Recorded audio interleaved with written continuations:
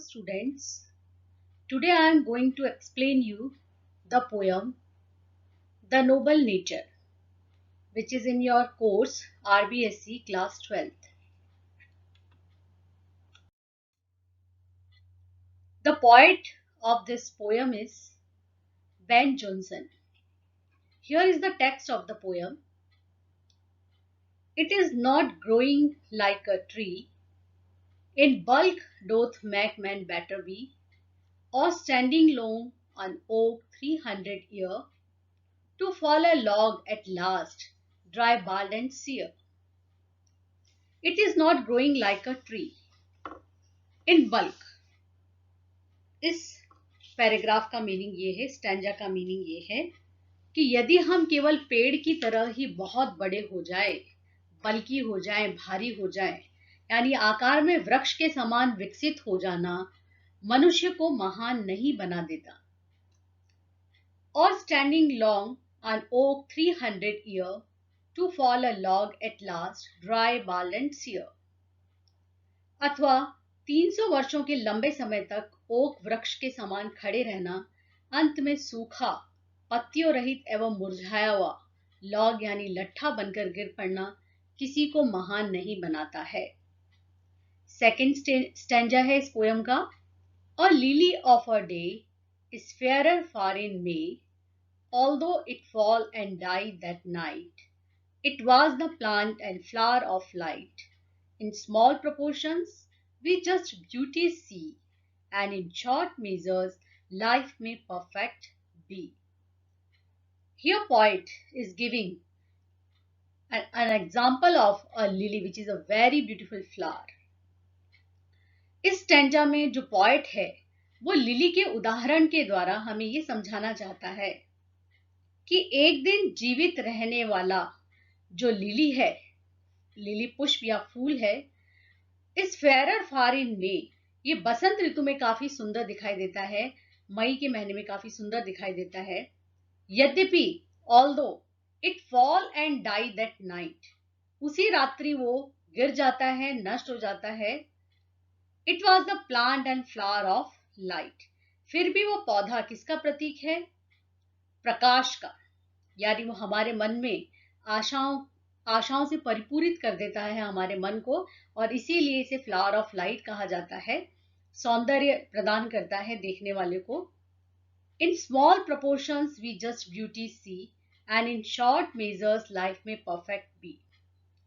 छोटे छोटे आकार की चीजों में, इन स्मॉल प्रोपोर्शंस, हम सच्चे सौंदर्य का दर्शन कर सकते हैं. वी जस्ट ब्यूटीज सी. और इस प्रकार से शॉर्ट मेजर्स लाइफ, यानी हमारा जो छोटा जीवन है, में परफेक्ट भी, वो भी पूर्णता लिए हुए हो सकता है. कहने का तात्पर्य यह है कि प्रस्तुत कविता में जो पोएट है बेन जॉनसन, उन्होंने प्रकृति से दो ऑब्जेक्ट्स ड्रॉ किए हैं. एक तो ओक ट्री और एक उन्होंने ड्रॉ किया है लिली. इन दोनों का कंपैरिजन किया है और ये बताया है कि जो ओक ट्री है उसका लॉन्ग लाइफ स्पान है 300 इयर्स, लेकिन वो बल्कि भी है, परंतु वो किसी काम का नहीं है, क्योंकि वो मनुष्य के कोई काम नहीं आता है, उसके जीवन का कोई एडवांटेज नहीं है, कोई फायदा नहीं है. जबकि लिली जो केवल एक दिन का मेहमान होता है, केवल एक दिन ही उसका जीवन होता है और एक ही रात्रि में वो जो है समाप्त हो जाता है, लेकिन फिर भी देखने वाले को अपने सौंदर्य से अभिभूत कर देता है, उसे प्रसन्नता से परिपूरित कर देता है कि वो अपने जीवन में नए नए कार्यों को करने के लिए प्रेरित होता है. इस प्रकार इस संसार में हम छोटे छोटे प्रपोर्शंस में सुंदरताओं को देख सकते हैं, और जरूरी नहीं है कि लंबा जीवन, बल्कि शॉर्ट मेजर या हमारी जो लघु जीवनावधि है उसमें भी हम अपने जीवन को परिपूर्ण कर सकते हैं. इस महान कविता की जो थीम है वो थीम इस प्रकार है.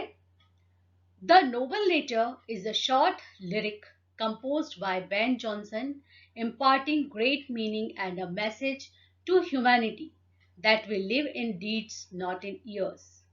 The poet contrasts a meaningless and unimpressive long life with a short life full of heroic and virtuous deeds by drawing two symbols from nature, an oak and a lily.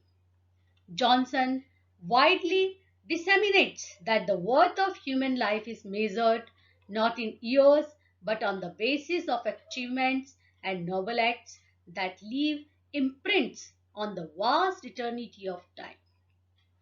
इस कविता की जो theme है, मूल भावना है, वो बहुत ही सुंदर है और एक ह्यूमन बीइंग को कैसे परफेक्ट होना चाहिए ये भली भांति समझाती है दो उदाहरणों के द्वारा।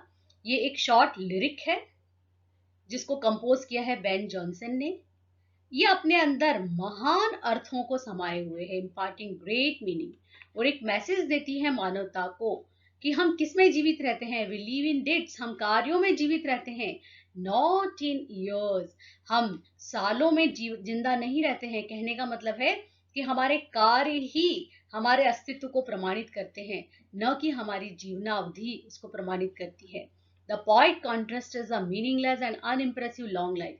यहाँ पर पॉइट दो विरोधाभास ऑब्जेक्ट्स के द्वारा, जो एक मीनिंगलेस है ओक ट्री की तरह है, अनइम्प्रेसिव है, लॉन्ग लाइफ है, उसका कंपैरिजन किसके साथ कर रहा है? शॉर्ट लाइफ जो भरी हुई है, full of heroic and virtuous deeds, साहसिक और गुणवत्तापूर्ण कार्यों से भरी हुई है। ऐसे दो सिंबल जो है वो प्रकृति से निकाल करके हमको समझाने की कोशिश करता है, प्रयत्न करता है। और ये दो ऑब्जेक्ट्स हैं, एक तो ओक का ट्री और एक लिली।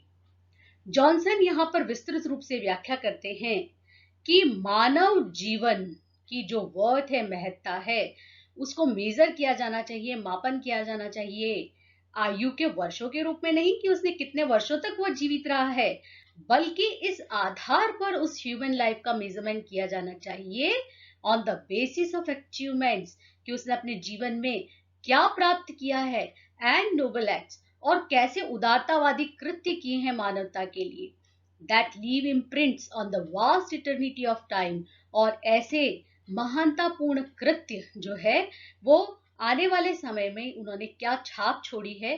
कहने का मतलब है कि व्यक्ति उत्तम होता है अपने कार्यों के द्वारा, ना कि अपनी दीर्घ जीवनावधि के द्वारा। चाहे हमारा जीवन कितना भी छोटा क्यों ना हो, लेकिन उसे मीनिंगफुल होना चाहिए, वर्थवाइल होना चाहिए, एक लिली फ्लावर के जैसा। यहाँ पर इस स्लाइड में एक कंपैरिजन मैंने देने की कोशिश की है बिटवीन ओक एंड लिली।